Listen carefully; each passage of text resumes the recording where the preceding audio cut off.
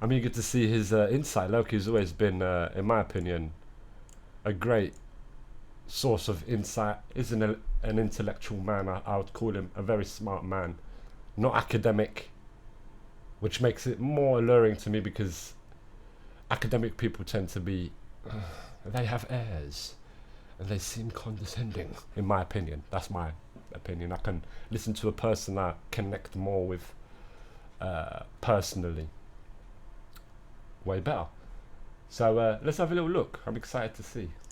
They talk about two-tier policing. Do they know that in the 2011 riots, 2,158 people were prosecuted and a total of 1,800 years were given in sentences to Bloody hell, when you put it like that. Bloody hell. those people who were disproportionately working class and ethnic minorities? Stick that up your two-tier system. Boy, yeah. Bend over then. I can shove that up there. Fucking hell. The way the British state is behaving today is not a new thing, and it's not an aberration of previous behaviour. In 2011, we saw 2 men go to jail for 4 years for Facebook posts.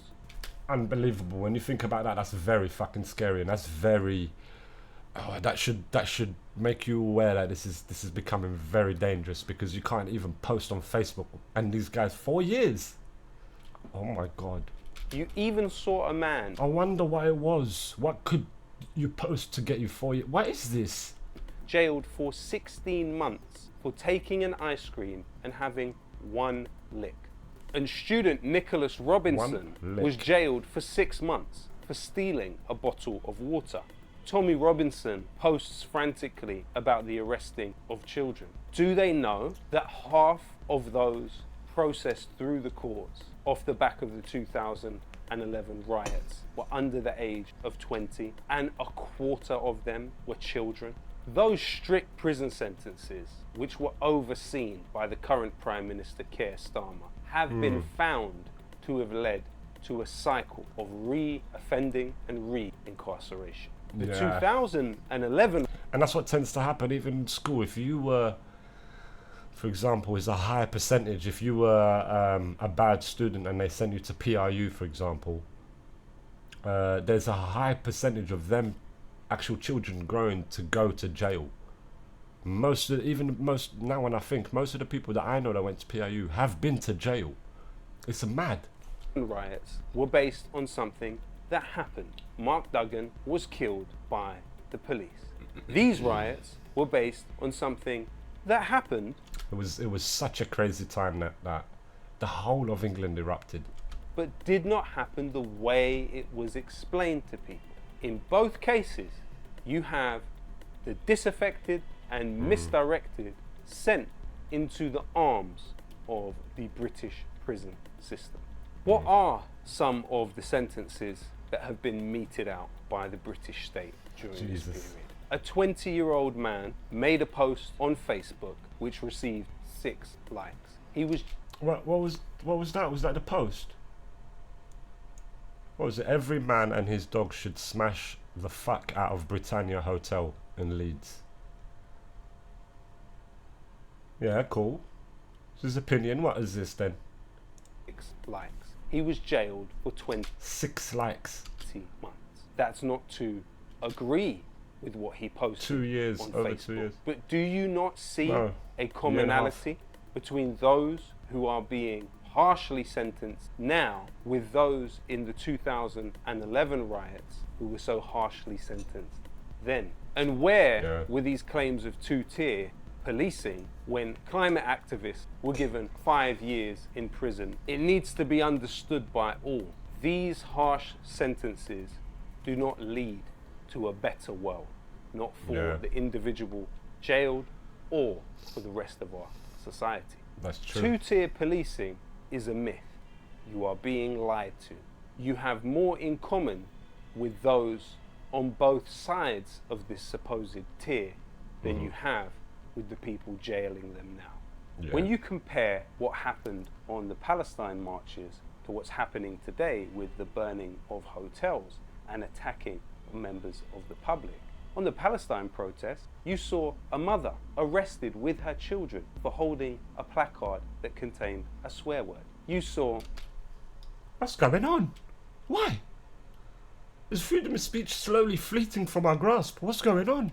A woman arrested for holding up a placard with coconuts on it. I do not want to live in a country with Hamas supporters. I want... This guy's really been advocating for it. I understand a lot of his stuff is based on his... I understand, but he's really pushing, he's really an advocate for, like, disruption and separation. I want them deported. I want them chucked out. Simple.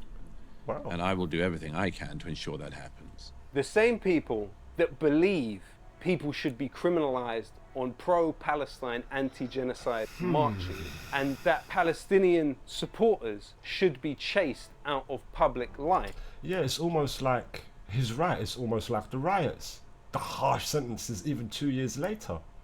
Are somehow able to portray themselves as champions of free speech. It's all a lie and an inversion of reality. 100%. Unfortunately, there has been a carefully crafted mythology of quote-unquote two-tier policing. The idea that white people in this country are discriminated against by law enforcement. Black people are 9 times more likely to be stopped and searched by the police. You are 154 times more likely to be stopped under Schedule 7 Terrorism Act if you are a person of Pakistani origin. Of the Bloody 500,000 hell. people that have been stopped under the Schedule 7 Terrorism Act, 80% of them are ethnic minorities, despite Bloody only hell. making up 13% of the population. That's a shocking statistic when you think about it. It's reflecting America. It's becoming, it's brutal. I weep. I honestly do, because this is like, it's not going in a good path.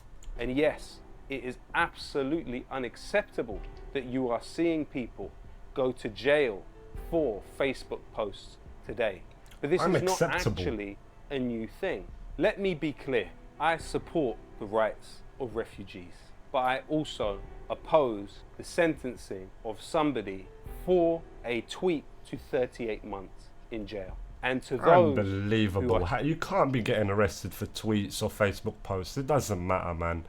If it's so threatening and an investigation is warranted, if it's so threatening then an investigation is warranted, then do the investigation. And then you will deem that this person is not dangerous. They're angry at society and angry at the establishment. That's all they are. And they're venting their feelings out on social media. If you find that they are criminal and they're not, okay, apply the arrest. But you can't just be dishing out arrests on them doing a harmful post online. This is becoming ridiculous. Soon, I swear, we'll have the thought police. This is where we're going. We're going to have the thought police. You can't even think of a revolution or think of an idea of riot or disruption. Bloody hell. That sounds satanic to me. cheering it on, they have to remember the very same forms of authoritarianism being visited upon those who took part in these riots across 16 towns and cities will be used upon you. Ultimately, the way that this manufactured narrative is defeated is when it bumps up against reality. Just some days ago, a man stabbed an 11-year-old girl and a woman in her 30s in central London. Yeah, I remember that. Bloody hell. Yeah, you have to scroll down and find it. You'll find it there. But oh my God. Who was it that came to the rescue, risked his life to disarm the man and save? I think it was a Muslim guy or something. Others? Meet Abdullah. I saw that he was stabbing a kid. I jumped on him, hold the hand in which he wasn't having a knife, and I just put him down on the floor and just hold him and kick the knife away from him. And then a couple of more people joined as well, and we just hold him until the police came. It took like maybe 3 to... That's a minority. That's what who they would consider 154 times or whatever the number was more likely to get stopped in a stop and search, simply for being Pakistani or simply for being Asian. This needs to be eradicated. Look, the guy saved a bloody woman. He didn't save her. I don't know what the story is fully, but I remember hearing about this. But he's the one who went and stopped. Are these people criminals? No, they're not. They're getting disproportionately criminalized. To 4 minutes police arrived, and then they just took away the custody. And the child, just like all my colleagues, they gave him first aid, and in the meanwhile, police came as well, and they just gave the first aid. This smashes the myth of one target population within this country who are supposedly predisposed or have an inclination towards violence. Yeah. If you look a little closer, you will find the opposite. It's the opposite, the same. We're all We're the human same. beings. Yeah. Yeah. As you've seen, unfortunately, the mainstream media across the last decades have been a complete deluge of dehumanization. I don't know, bro. I don't usually and use it, so demonization I of don't the most usually use vulnerable in that. society.